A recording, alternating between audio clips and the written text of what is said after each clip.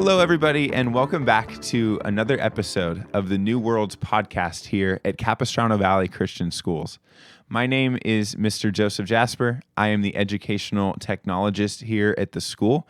And as always, I'm joined by our wonderful English teacher, Mr. Mark Robertson, who has had his students read and reflect on Brave New World in the form of a podcast.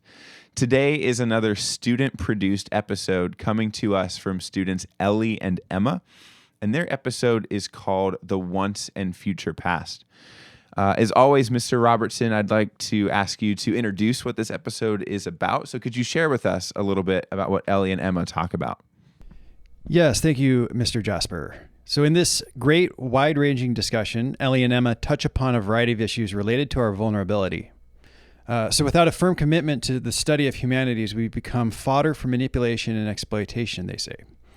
While they talk about the effects of social media, the abandonment of shared values, media misinformation, and other subjects, they keep landing on the value of deep reading and the careful study of history. Individuals who can read well cannot be easily manipulated. Amen. Amen, indeed. What a fantastic and relevant conversation that is. I'm excited to hear this. We hope you are too. So at this time, we're going to throw it to the episode that Ellie and Emma have produced. Thank you, as always, for listening.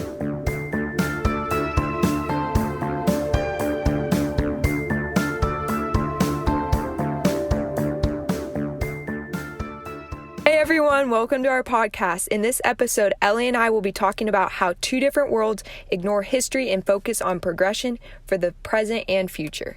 To start off, I would like to dig deep into the song Utopia by Hawkwind and its meaning.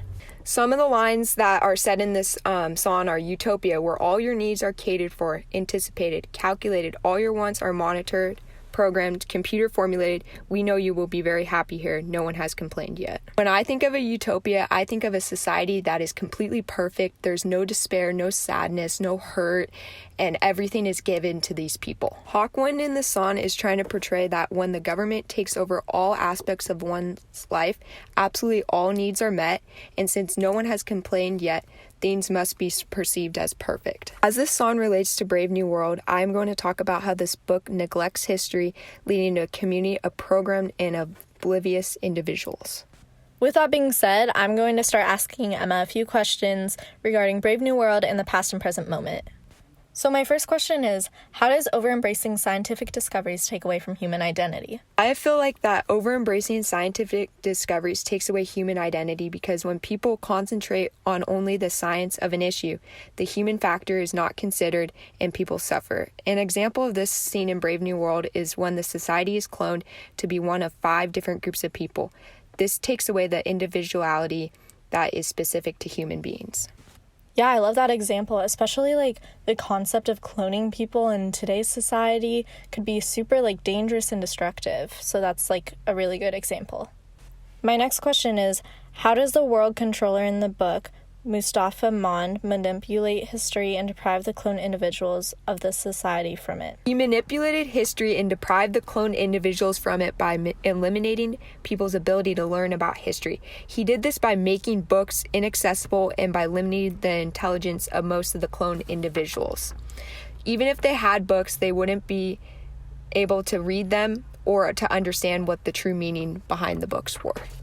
Yeah, that's a great point. And honestly, in today's world, we have factors that tend to manipulate history as well.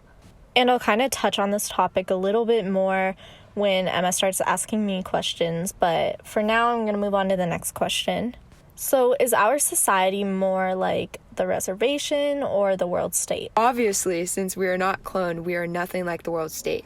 In the U.S. today, with all of our freedoms, we are definitely more like the reservation than the world state. Because in the reservation, people are rooted in love, family, and marriage. Whereas in the world state, those things are thought of to cause instability and chaos. But thinking deeper into this, it seems like our government is trying to make people dependent on them.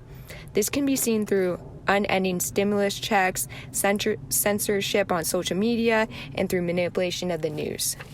Yeah, for sure. And honestly, that relates a lot to the present day because we see a lot of that going on now and more recently now that social media has become a big factor in our lives. So that's a great point.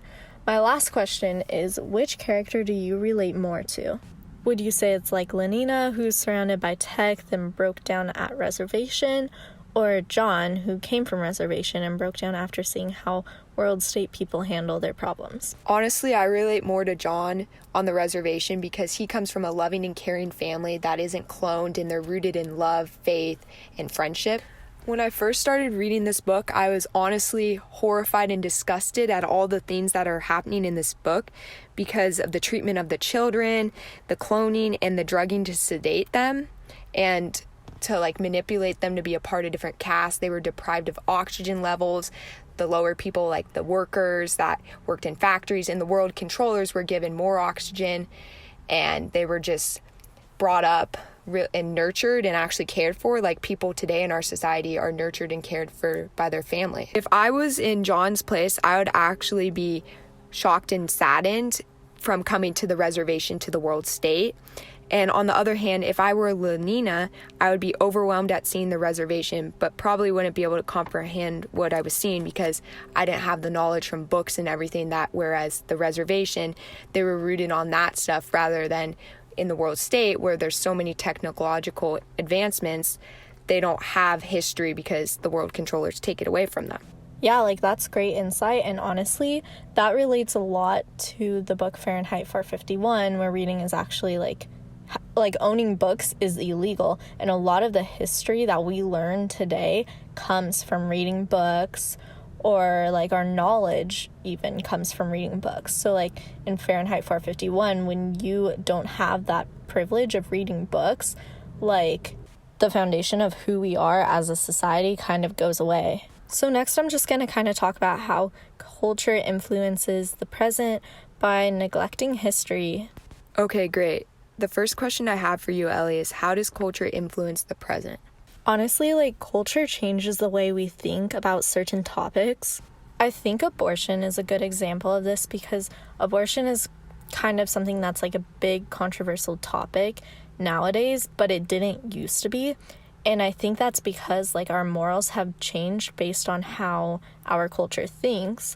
Like now as a society, we are like, okay. I mean, obviously not everybody's okay with it, but like as a society, we've kind of accepted abortion because culture has changed the way we think about this topic.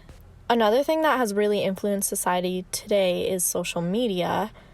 Like on Instagram, we have like these influencers that people like in our generation really look up to. And so basically like how these influencers feel about certain topics really do shape how our society feels about them.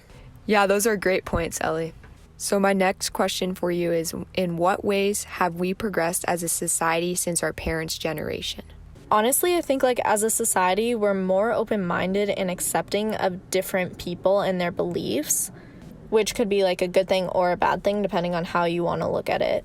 Yeah, I completely agree with you. Our society has definitely changed since our parents' generation. My third question for you is, what influences do we have in our lives that make us neglect history?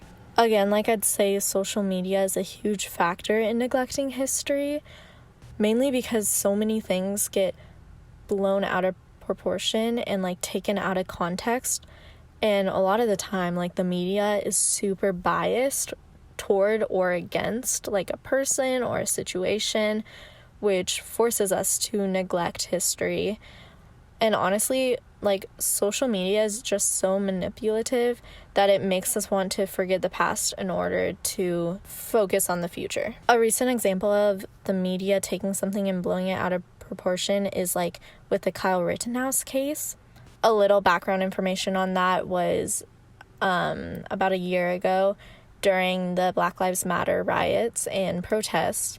There was a 17-year-old kid there, and his intention was to provide medical assistance to anyone who needed it, and he was there with a few of his friends. He brought a rifle and was actually attacked a couple times, and it got to the point where his only option was defending himself.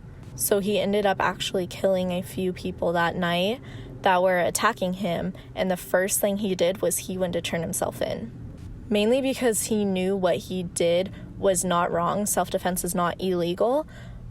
but he actually ended up getting arrested after turning himself in and also ended up spending some time in jail.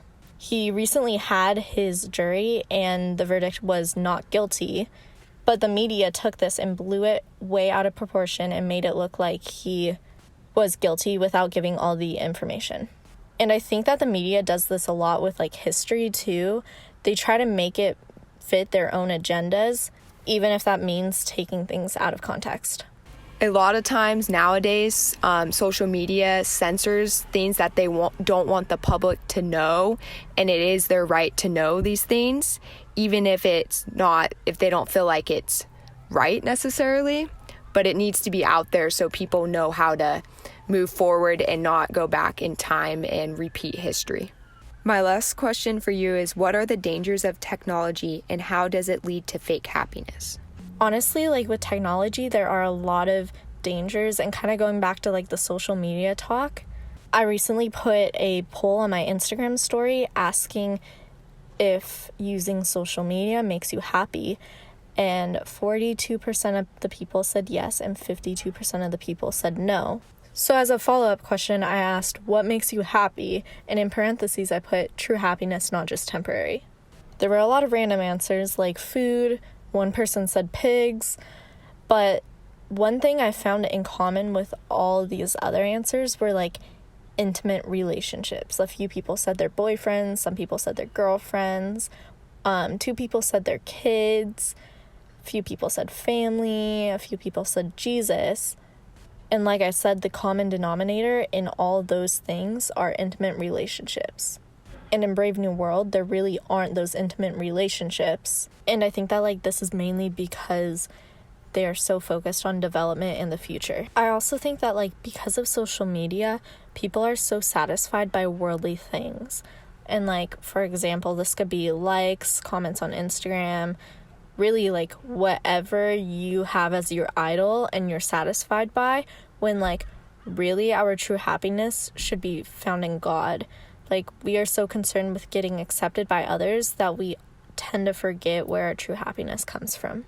And in the past, this was never really a problem because we didn't have social media that made us feel this way.